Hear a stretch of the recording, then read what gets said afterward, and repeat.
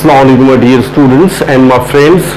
सो आज जो मेरा लेक्चर है वो लेक्चर नंबर 9 है और chapter number 1 heat for inter class physics.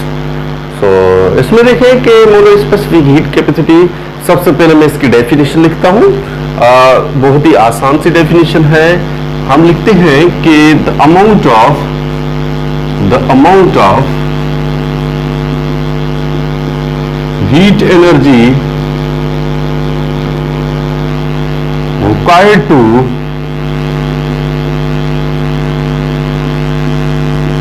rise the temperature of 1 mole of substance through 1 Kelvin is called molar specific heat capacity। Okay, so आप देखें कि हम लेते हैं गैस का, ये जो सपोज टू बी गैस है, और इस गैस का जो हम अमाउंट लेते हैं वो गैस का अमाउंट लेते हैं 1 मोल ऑफ गैस। ओके, कितना लेते हैं? 1 मोल ऑफ गैस। ओके, अब क्या करते हैं, हम 1 मोल ऑफ गैस को हम देते हैं कि हीट सप्लाई करते हैं डेल्टा क्यू। जब हम हीट सप्लाई करते हैं डेल्टा क्यू, तो इसमें जो चेंज आएगा वो कहां तक? 1 केल्विन तक। ठीक है, rise the temperature of 1 kelvin through the temperature of 1 kelvin. ठीक है, the amount of heat energy required to rise the temperature of 1 mole of substance, ये है 1 मोल, और ये 1 मोल ऑफ सब्सटेंस, ये सब्सटेंस है। 1 mole of substance through 1 kelvin, ये 1 kelvin और ये 1 केल्विन। ठीक, और ये हीट, अमाउंट ऑफ हीट, तो ये हुआ अमाउंट ऑफ हीट। ठीक, the amount of heat energy required to rise temperature of 1 mole of substance through 1 kelvin is called molar specific heat capacity. अच्छा, तो देखिए कि इसमें वर्ड जो है वो है स्पेसिफिक हीट कैपेसिटी। मोलर से मोल्स लेते हैं, मोलर से मोल्स लेते हैं। ठीक है, अब स्पेसिफिक हीट कैपेसिटी जो डेफिनेशन हमने पढ़ी थी, C is equal to delta Q over M delta T। Okay, do you have remember in previous class we have also studied in lecture number 8। हमने ये लेक्चर नंबर 8 में पढ़ के रखा है। अब देखें कि m जो हम लेते हैं, सपोज टू बी, यहां लिखते हैं कि ये स्मॉल m है, मास in grams, mass in grams. और जो m लिखते हैं m, इसके लिए लिखते हैं हम total mass r molecular weight. Okay, R molecular weight. So इसमें ये m जो है, m लिखते हैं हम नंबर ऑफ मोल्स के लिए, नंबर ऑफ मोल्स के लिए। अब देखें कि ये जो m है, ठीक, अब लिखते हैं कि m ओवर m, यहां लिखते हैं m ओवर m, ये n number of moles, m mass in grams, m total mass और मॉलिक्यूलर वेट। अब ये इससे मल्टीप्लाई करेगा तो m हो जाएगा nm। तो हम लिखते हैं कि we can say the mass in gram is numerically mass, यहां लिखते हैं, यहां तक लिख ले ताकि मैं इस डेफिनेशन को मिटा दूं। ठीक है ना? ओके, सो अब हम लिखते हैं कि mass in gram, mass in gram is numerically equal to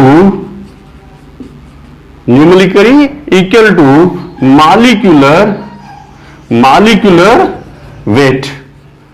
ठीक है, मॉलिक्यूलर वेट वो ये जो है। ठीक, ये अब इसको हम किसमें, इस इक्वेशन नंबर 1 में पुट करते हैं। ठीक, पुटिंग यहां लिखते हैं putting equation 2 in equation 1 we get, okay, equation 1 equation 2 in equation 1। तो यह हम क्या लिखते हैं, यह डेल्टा क्यू, ओके, यह लिखते हैं डेल्टा क्यू, ये हो गया C is equal to delta Q over M की जगह पे क्या लिखते हैं हम, N, ये हो गया M, ये डेल्टा T, ओके। सो इस M को हम लेकर आते इधर, तो ये हो जाएगा MC is equal to delta Q over N, ये डेल्टा T। तो दूसरी डेफिनेशन इस तरह से भी बनती है, द प्रोडक्ट ऑफ क्या है, molecular weight, molecular weight and specific heat capacity is called molar specific heat capacity, is called molar specific heat capacity, okay। अब देखिए इसका यूनिट क्या होगा, its unit, its SI unit is SI unit is, अब देखिए कि MC delta Q joule upon moles into kelvin, लिख सकते हैं जॉल मोल इनवर्स इनटू ये केल्विन इनवर्स। तो ये इसका यूनिट है, किसका यूनिट है, ये molar specific heat. It's SI unit is joule mole inverse kelvin inverse, okay. Actually there are two types of molar specific heat capacity, okay. So इसको मैं रिमूव करता हूं, I have to remove it. So lecture number 9 is also, I have removed it, okay. So there are two types of molar specific heat capacity, लिखते हैं हम, there are two types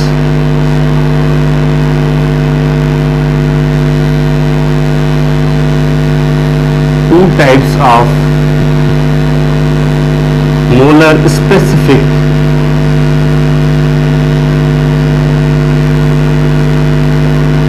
heat capacity, ठीक है।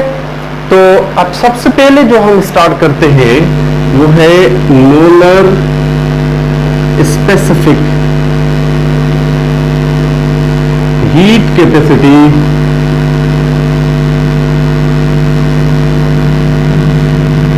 At constant volume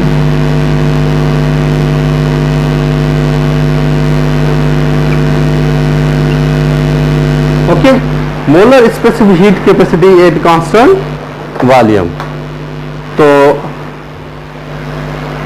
अब हम start करते हैं। सबसे पहले हम इसकी डेफिनेशन पढ़ते हैं, वो क्या है। इसकी डेफिनेशन ये है, the amount of heat energy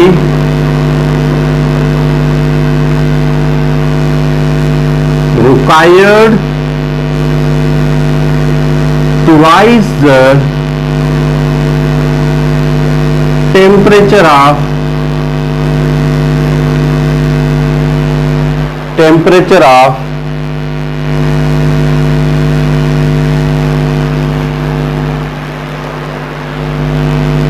1 mole of gas through 1 Kelvin at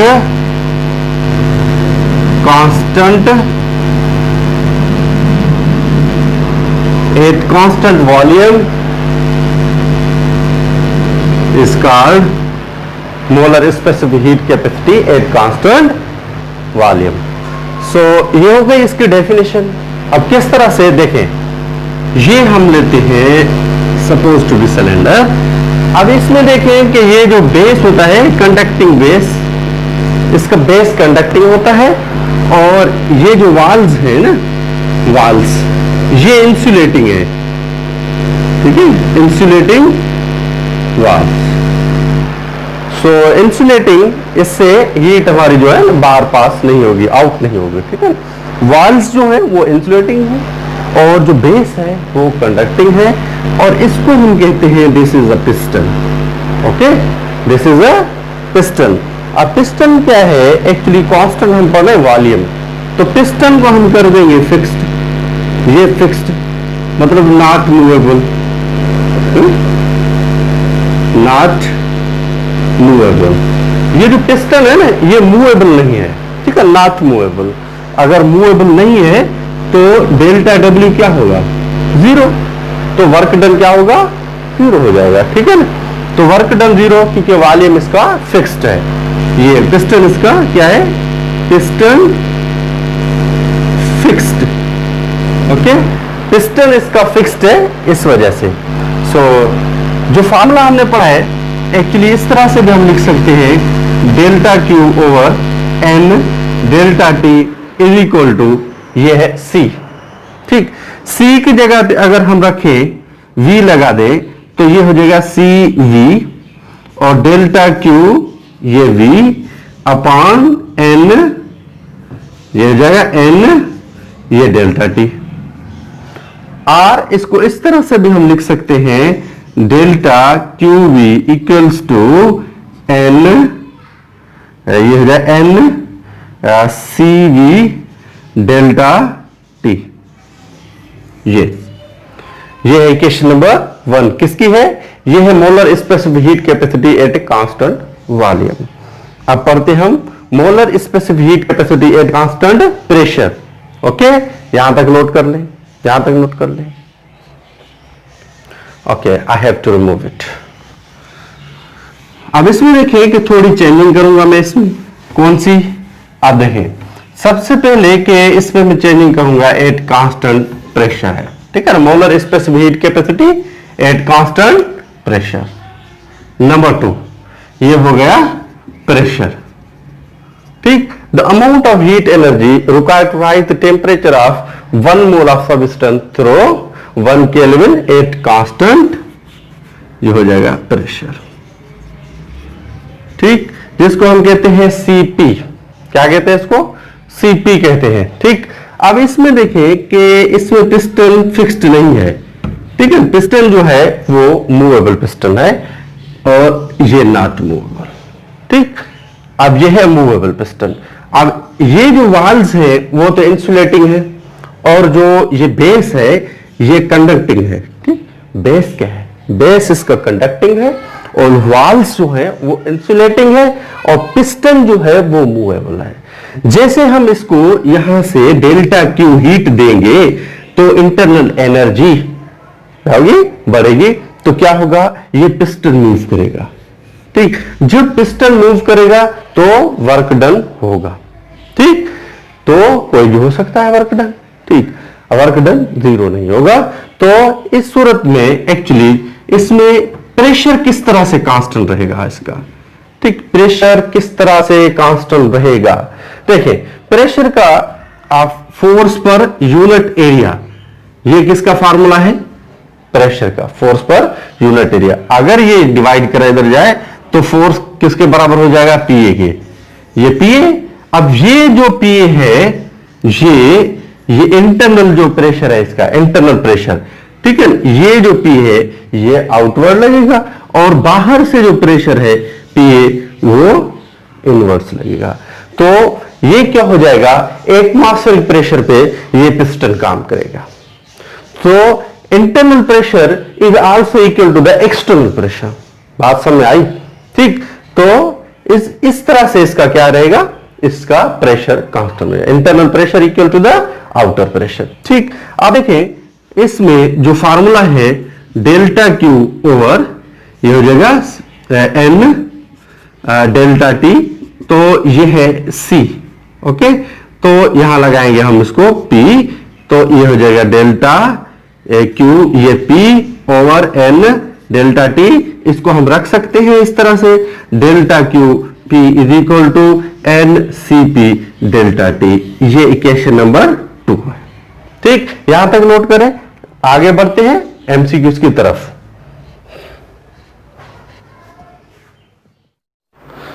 okay, अब हम पढ़ते हैं इसके रिलेटिव एमसीक्यूज जो हैं।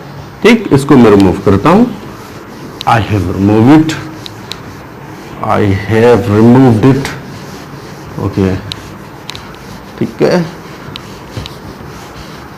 सो अब हम स्टार्ट करते हैं कि इसके जो रिलेटेड एमसीक्यूज हैं। So for mono atomic gas, for monoatomic gas,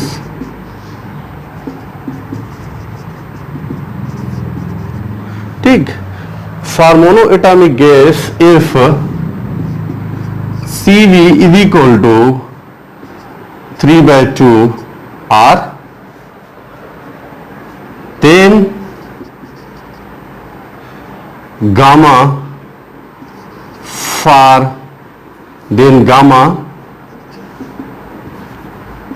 will be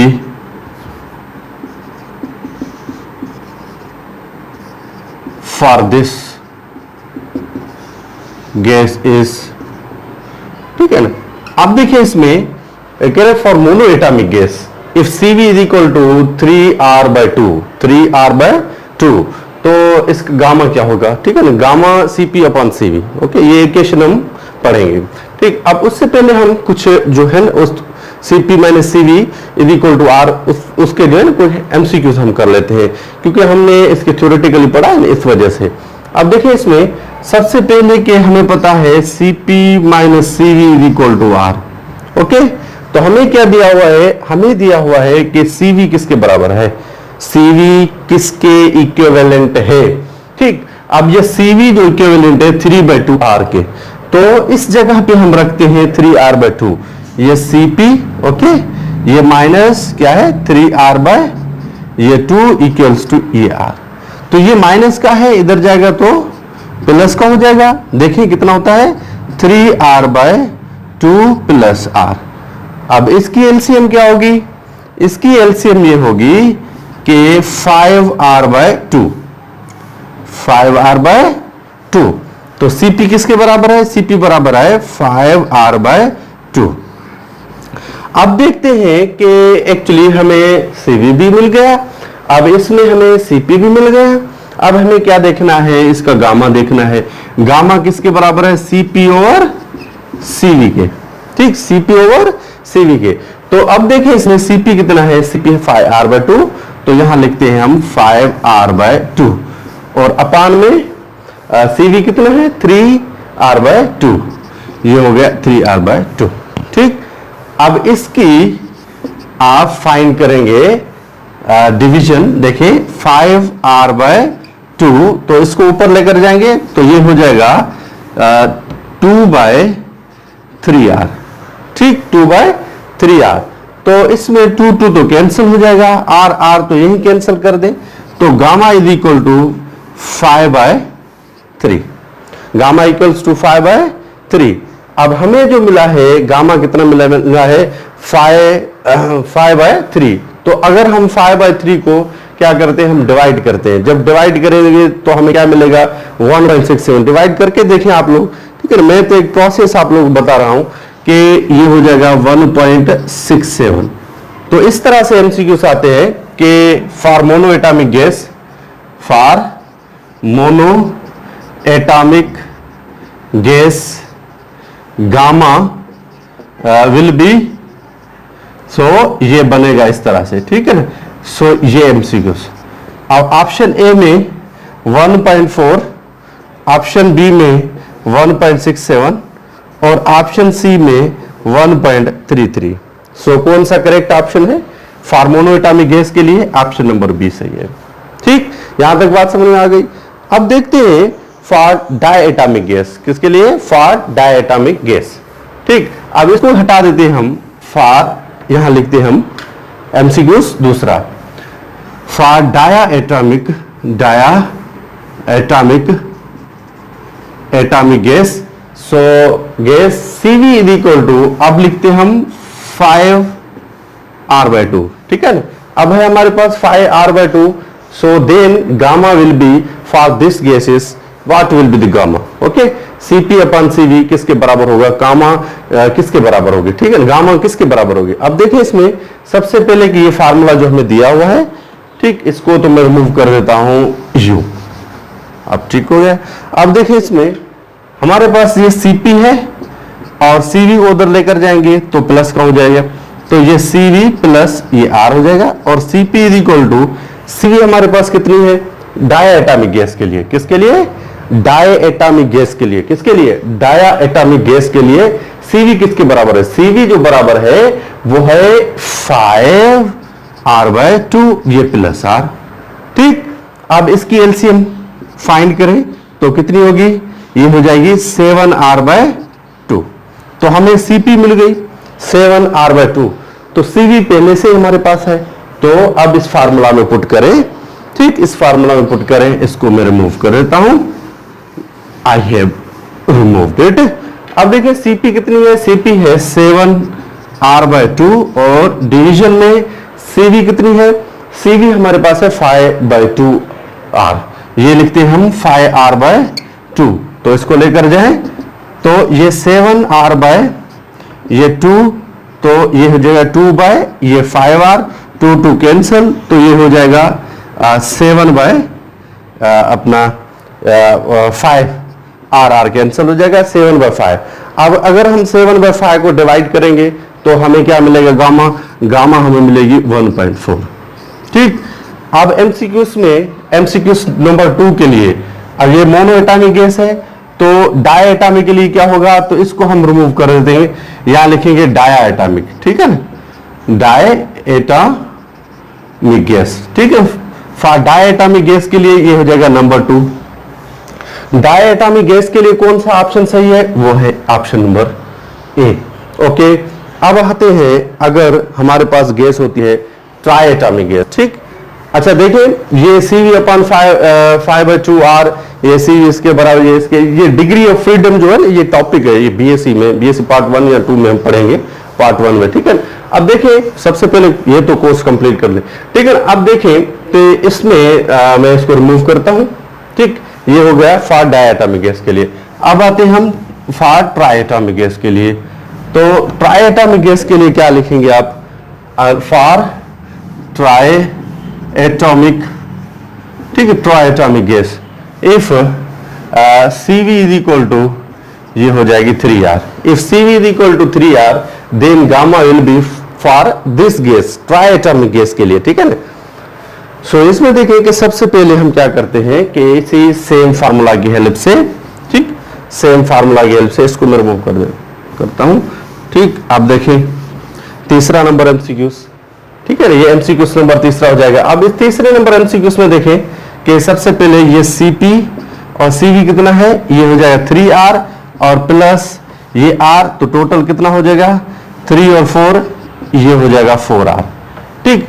Cp हमारे पास कितना है, Cp हमारे पास है 4R, तो हमें क्या चाहिए, Cp अपॉन Cv, Cp हमारे पास कितना है 4R और ये है 3R अपॉन में ये 4R, तो ये आपस में कट जाएंगे, ठीक है ना, RR, तो गामा इक्वल्स टू 3/4, डिवाइड करेंगे इसको तो कितना मिलेगा, देखिए इसमें, ठीक है ना, ये अप्रोक्सीमेटली मेरे ख्याल में 1.3 समथिंग हमें मिलना चाहिए, ठीक। ये हो जाएगा 4R और 4R को Cp अपॉन Cv, सॉरी, अब देखिए इसमें Cp है ना, Cp हमारे पास ये हो जाएगी Cp 4R और ये Cv का ऊपर वैल्यू है और Cv का वैल्यू नीचे रखेंगे, यहाँ ये 3R, R आपस में कट जाएंगे, Cp और Cv, Cp का वैल्यू कौन सा है, ये 4R और Cv का वैल्यू कौन सा है, ये 3R, ये, ठीक है ना, R आपस में कट गए तो 4/3 बचा, तो इसको हम डिवाइड करेंगे, गामा इज इक्वल टू 4/3, तो इसको अगर डिवाइड करते हैं अब देखिए कितना है 1.33 समथिंग, ठीक है। फॉर एमसीक्यूज नंबर 3, तो इसको मैं ऐसे रिमूव करता हूं, तो यहां कौन सा ऑप्शन करेक्ट होगा, फिर ये ऑप्शन कट जाएंगे तो ये ऑप्शन सही है, ठीक है ना, 1.33 ऑप्शन जो है वो करेक्ट है, किसके लिए, फॉर ट्राई एटॉमिक गैस के लिए। मोनो एटॉमिक के लिए हमें क्या वैल्यू मिलता है? मोनो एटॉमिक के लिए हमें मिलता है 1.67, ये ज़हन में रख लें, एमसीक्यूज आते हैं ये। और डायटॉमिक के लिए 1.4 और ट्राइटॉमिक के लिए 1.3 जो हमें गामा का वैल्यू मिलता है, ठीक है ना। ये एमसीक्यूज आते हैं प्री एंट्री टेस्ट में, ठीक है ना। आज जहां तक हम इस लेक्चर को खत्म करते हैं, मेरे ख्याल में ये इनफ हो गया है, और मिलते हैं अगले लेक्चर में। तब तक के लिए अल्लाह हाफिज।